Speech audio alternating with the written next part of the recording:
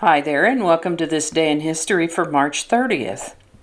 March 30th is the 89th day of the year in the Gregorian calendar, 90th in leap years, with 276 days remaining until the end of the year. Today's word is epistemology. Epistemology. The Cliff Notes definition of epistemology is the study of knowledge, what we know, how we know it, how we know it, and how to keep track of it without driving ourselves crazy. This word is derived from Greek root words which mean knowledge and reason, and accordingly the field is sometimes referred to as the theory of knowledge. Some might wonder if epistemology is just a hobby for people who know too much for their own good. But epistemology has a lot of uses. The study of knowledge leads to the study of learning, which leads to better methods of teaching. The study of knowledge helps us understand our cultural differences, which helps us get along. One use of epistemology that I hadn't thought about is artificial intelligence, teaching computers how to learn.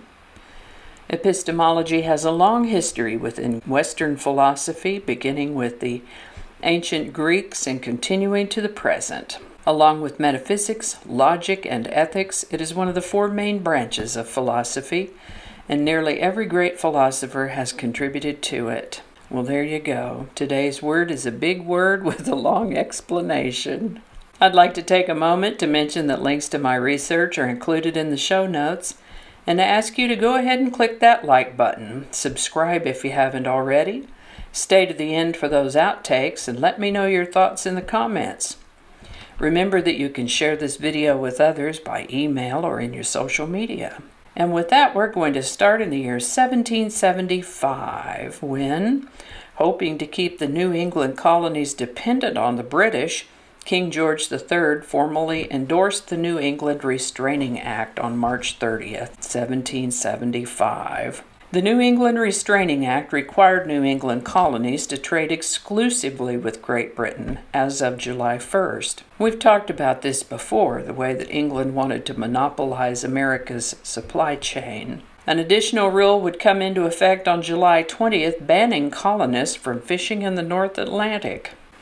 On March 30th, 1822, the Florida Territory was created in the United States. Ether was used as an anesthesia for the first time in an operation by the American surgeon Dr. Crawford Long on March 30th, 1842. This is the birthday of Dutch-French painter and illustrator Vincent van Gogh, born March 30th, 1853.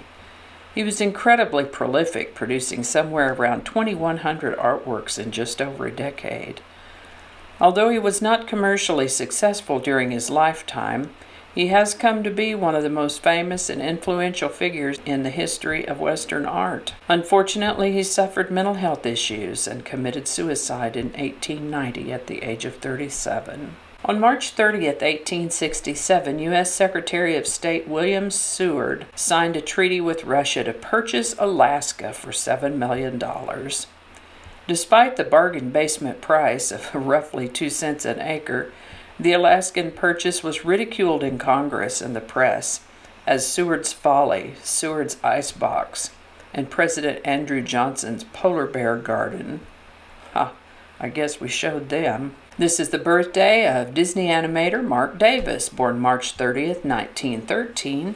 He worked on a lot of Disney animated masterpieces and lived to the age of 86. Now this is another day where there were a lot of notable birthdays on March 30th. You've got singer-songwriter Frankie Laine, American actor John Astin, Trinity Broadcasting Network's Paul Crouch, the actor Warren Beatty.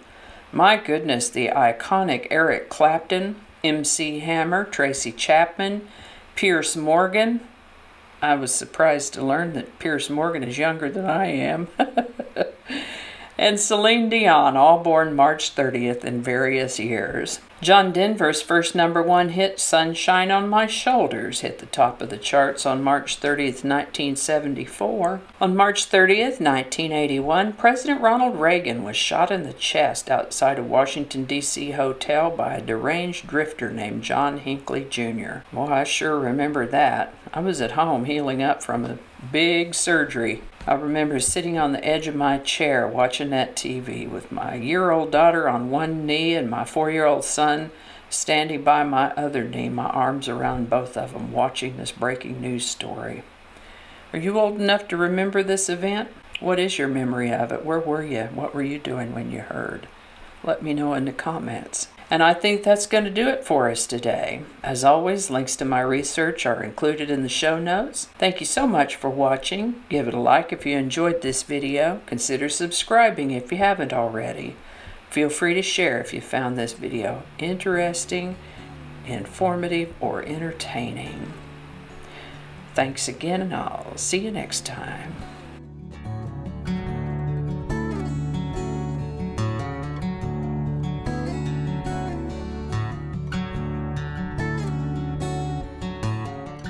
I don't have all the text. We'll do that in a minute. And we'll probably leave that part out. So many mistakes. We're not going to go into all that. Okay. I don't know how all that's going to go together, or if it's even going to make it to the video. We'll just see. That's not going to go. Yeah, we're going to cut those out. That'll all be laying on the cutting room floor. So I'll just do that whole thing over. That might not make it into the video. We'll see. Changing it up.